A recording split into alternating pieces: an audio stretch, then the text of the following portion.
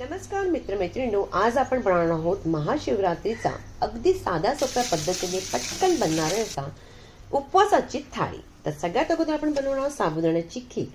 त्यासाठी इथे मी एखादं भांडं घ्यायचं, त्याच्यामध्ये घालायचं 1 चमचा असं पाणी। पाणी का घातलं कारण का आपण जेव्हा दूध घालतो ना तेव्हा तळाला लागू शकतो, म्हणून अगोदर जरासं पाणी घालायचं, त्यामुळे आपलं दूध कधीही लागत नाही। 1 ग्लास असं दूध टाकलंय आणि त्याचबरोबर साबुदाण्याची खिचडी बनणार आहे म्हणून मी साबुदाणे अगोदर 7-8 तास भिजवून ठेवले होते। त्याच्यातले 3 चमचे साबुदाणे ह्याच्यामध्ये घालायचे। ही खीर जी आहे तुम्हाला 2 माणसांसाठी अगदी पुरेशी, अगदी छान होणार आहे। आता ह्याच्यावरती झाकण ठेवायचं आणि ह्याला आपण चांगलं शिजू द्यायचे। तोपर्यंत आपण इथे खिचडी बनवून घ्यायची। इथे मी कढईमध्ये तेल गरम करायला ठेवले, त्यात घालायचे जिरं घालायचे। त्याचबरोबर आपण इथे घालणार आहोत कढीपत्ता घालायचे, हिरव्या मिरच्या मी लांब लांब कापून घातलेले आहेत, हवं असल्यास बारीक चिरून तुम्ही घालू शकता। एखादा बटाटा घ्यायचा, त्याचे सोलून वगैरे स्वच्छ धुवून आणि त्याला कापून असे तुकडे करायचे आणि ह्याच्यामध्ये घालायचे। बटाट्याला मीठ लागावं म्हणून आपण काय करायचं, या ठिकाणी जरासं मीठ घालायचं आणि नंतर मीठ घातल्यानंतर सगळं अगदी परतून घ्यायचे आणि परतल्यानंतर चांगलं अगदी परतून घ्या। आता आपण मीठ घातलंय आणि परतल्यानंतर आपण त्याला झाकण लावायचे आणि झाकण लावल्यानंतर आपण साबुदाण्याकडे बोलूया। की साबुदाण्यामध्ये मी 2 मोठे चमचेची साखर घातली आणि त्याला आता पुन्हा शिजू द्यायचे। तर या ठिकाणी अगोदर एखादं भांडं घ्यायचं, साबुदाणे जे आपण भिजवून ठेवले होते 1 मोठी वाटी मी घेतलेली साबुदाणे, त्याच्यामध्ये घालायची अर्धी वाटी असं आणि त्याच्यापेक्षा थोडंसं जास्त घेतलं तरी हरकत नाही शेंगदाण्याचा कूट, तोही भाजलेला शेंगदाण्याचा कूट। चवीपुरते मीठ घालायचे, बटाट्यामध्ये सुद्धा आपण मीठ घातलंय म्हणजे इथे मिठाची क्वांटिटी कमी करायची आणि त्याचबरोबर अगदी त्याला छान चव यावी म्हणून जराशी घालायची साखर। आता हे सगळं घातलं की आपण छान व्यवस्थित अगदी सगळी जिन्नस घातल्यानंतर अगदी परतून घे, अगदी व्यवस्थित त्याला मिक्स करायचे। अशा प्रकारे केल्यामुळे काय होतं माहितीये का, सगळ्यात अगोदर म्हणजे खिचडी पटकन बनते, खिचडी चांगली सुद्धा बनते, अगदी सळसळीत बनते आणि सगळे जिन्नस अगदी एकजीव होऊन अगदी व्यवस्थित एकत्र होतात। बटाट्याला सुद्धा मीठ लागलं जातं। अशा प्रकारे तुम्ही खिचडी करून बघितली, तुमची खिचडी अगदी पटकनही बनेल आणि बनते सुद्धा अगदी मस्त। बटाटे छानसे आपण परतून घेतले, चांगले शिजले गेले, तर आपण जे मिश्रण मिक्स करून ठेवलं होतं साबुदाण्याचं ते ह्याच्यामध्ये घालायचं।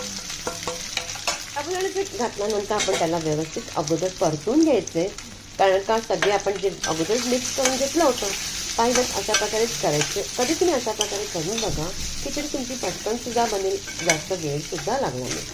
आता हे परतल्यानंतर साबुदाण्याची खिचडी आणखीन छान चव यावी म्हणून काय करायचं माहिती का, तुमच्याकडे जर ओलं खोबरं असेल ना तर नक्की घालून बघा, पण जर उपासाला खात नसाल तर त्याला तुम्ही स्किप करू शकता। आता याच्यावरती मी खोबरं घातलंय आणि पुन्हा एकदा परतून घ्यायचे। परतल्यानंतर आपण ह्याला काय करायचं, थोडंसं ह्याला झाकण ठेवायचं 2 सेकंद, म्हणजे आपली जेमतेम त्याला साबुदाणे चांगले अगदी व्यवस्थित व्हावे, अगदी चांगलं एकजीव व्हावे म्हणून। साबुदाण्याची खीर बघा अगदी मस्त झालेली आहे। आता ही खीर आपली रेडी झाली, तर गॅस बंद करायची। साबुदाणे सुद्धा बघा अगदी ट्रान्सपरंट झाले, म्हणजे शिजले गेले। आता आपण खिचडीकडे वळून पाहूया की खिचडी आपली झाली आहे की नाही।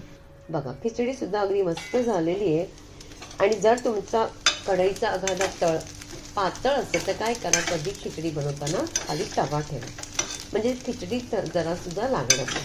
माझी जाड बुडाची असल्यामुळे माझा खिचडी अगदी मस्त बनलेली आहे आणि मी अशाच प्रकारे कढई वापरते। आता इथे आपण बनवणार आहोत खिचडी झाली, खिरी झाली। इथे मी घेतलेत रताळी, अगदी त्याला वाफून घ्या किंवा पाण्यातनं शिजवून घ्या। शिजवल्यानंतर सालं काढायची आणि अशा प्रकारे अगदी त्याचे तुकडे करायचे। तर आज आपण याचं काय बनवणार आहोत, कटलेट। जे आपण बटाटा स्मॅशर जे असतं त्याच्याने चांगली अगदी स्मॅश करून घ्यायचे।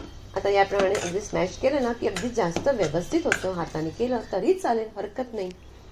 ह्याच्यामध्ये घालायचे आपण काजूचे तुकडे, स्किप केले तरी चालेल पण घातले तर छान लागेल। हिरवी मिरची आणि आल्याची पेस्ट घालायची। आता हे सगळं घातलं, तुम्ही मिरची कापून सुद्धा घालू शकता हा। आणि इथे भाजलेला शेंगदाण्याचा कूट घालायचे, अगोदर मी कमी केलंय, एखादा जास्त वाटलं तुम्हाला, कमी जास्त वाटलं तर तुम्ही करू शकता। इथे 3 मोठे चमचे घातलं। इथे सुद्धा मी खोबरं घातलंय, घालायचं नसेल तर स्किप करू शकता। हे झालं की नंतर आपण त्याच्यामध्ये घालायचे थोडंसं जिरं, अर्धा चमचा असं जिरं घालायचे आणि त्याचबरोबर आपण घालणार आहोत चवीपुरतं मीठ। आता हे सगळं झालं की नंतर आपण काय करणार आहोत, सगळ्यात महत्त्वाचं म्हणजे याची बाइंडिंग छान व्हावी म्हणून काय करायचं, वरीचे ताळून घ्यायचे, म्हणजे बगर म्हणतात बरेच जण। त्याला थोडेसे ना भाजून घ्या. भाजल्यामुळे काय होतं, तुम्ही मिक्सरमध्ये जेव्हा वाटून घेणार तर अगदी मस्त वाटले जातात. असेच जर तुम्ही वाटले ना, तुम्ही कधी करून बघा, तर वाटले पटकन जात नाही. आणि जरासे अगदी 2 सेकंड भाजायचे, गरम व्हायला द्यायचे आणि पटकन वाटून घ्यायचे. मस्त वाटले जातात. तिथे मी 2 चमचे घातले. हवं असेल तर जास्त घालू शकता. कोथिंबीर घालायचे. सगळं मिश्रण अगदी एकजीव करायचं. जितकं तुम्हाला बाइंडिंग करायला वाटत असेल तर तुम्ही इथे त्याच वरीच्या तांदळाचं पीठ आणखीन घालू शकता. पण मला जेमतेम थोडंसं बरोबरच वाटतंय. वाटलं तर करू शकता. आता हे सगळं झालं. इथे पाणी वगैरेची काहीही गरज नाही. जसं आपण बटाट्याचं करतो त्याचप्रमाणे आपण करायचं. इथे बघा, हे जे पीठ आपलं राहिलेलं आहे, आता आपण काय करणार आहोत, याचे सगळ्यांचे अगदी छान असे अगदी मस्त कटलेट बनवून घेणार आहोत. कटलेटसाठी काय करायचं, जर तुम्हाला वाटत असेल की एखादं चिकटतं, पण हे जास्त करून चिटकत नाही, वाटलं तर तुम्ही तेल लावू शकता. पण बघा, तुम्हाला हातावर घेतल्यावरती कळतच असेल, काहीही होत नाही. अशा प्रकारे तुम्हाला जो आकार द्यायचा तो मी आकार देऊ शकता आणि मस्त असे आपण कटलेट अशा प्रकारे बनवून घ्यायचे. आता हे सगळे काही मी कटलेट अगोदर बनवून घेणार आहे.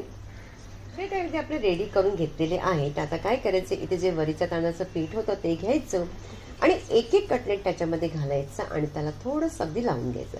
अगदी दाबून असं काही नाही, मी थोडा वरच्यावर लावलंय जास्त. आणि मात्र वरीचे तांदूळ मात्र जास्त बारीक करा. कधी कधी काय होतं की थोडंसं जाडसर राहिलं तर मात्र ते सगळे तव्यावरती राहतो. पण जास्तीत जास्त बारीक करण्याचा प्रयत्न करा. आता हे आपण छान असं लावून घ्यायचं. तवा मी गरम करायला ठेवलेलाच आहे आणि त्याच्यावरती तेल टाकायचं आणि सगळे कटलेट त्याच्यावरती टाकून द्यायचे.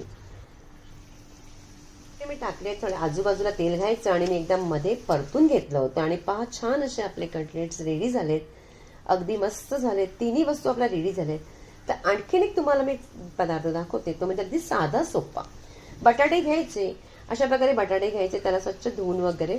आणि त्यानंतर इथे ना बटाटे, लाल बटाटे घेतले. त्याच्यामुळे काय होतात, आपण जेव्हा कुठले चिप्स वगैरे करतो, वेफर्स करतो किंवा अशा प्रकारे फिंगर चिप्स करतो ना, ते मस्त बनतात.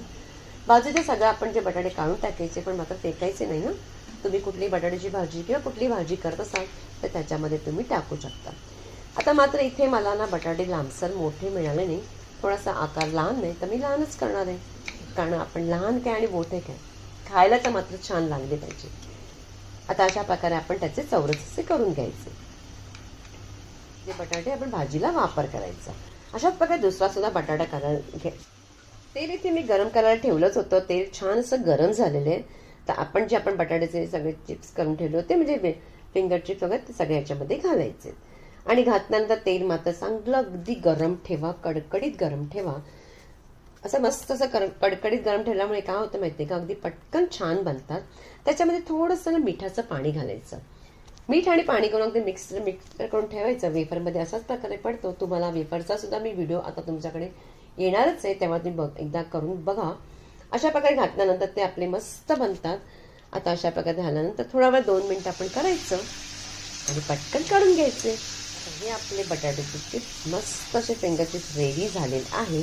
आणि दिसायला सुद्धा तितके चांगले ना, तितके खायला सुद्धा अगदी छान लागतात. आता काय करायचं, आपण पटकन आपली जी थाळी आहे ते आपण अगदी सजवायची. केळ्याचं पान ठेवलं, त्याच्यामध्ये साबुदाण्याची खिचडी, खीर, कटलेट ठेवलेत, त्याचबरोबर एखादा केळं फ्रूट कुठलाही ठेवू शकता. बटाट्याचे फिंगर चिप्स ठेवलेत. अगदी मस्त आपली उपवासाला थाळी रेडी झालीत. अगदी छान होते, पटकनही बनते, सोपी साधी रेसिपी आहे. आणि तुम्हाला जर आवडली तर जास्तीत जास्त लाईक करा, प्रत्येकांकडे शेअर करायचे. पुन्हा भेटायचे आपण एका छानशा रेसिपी बरोबर.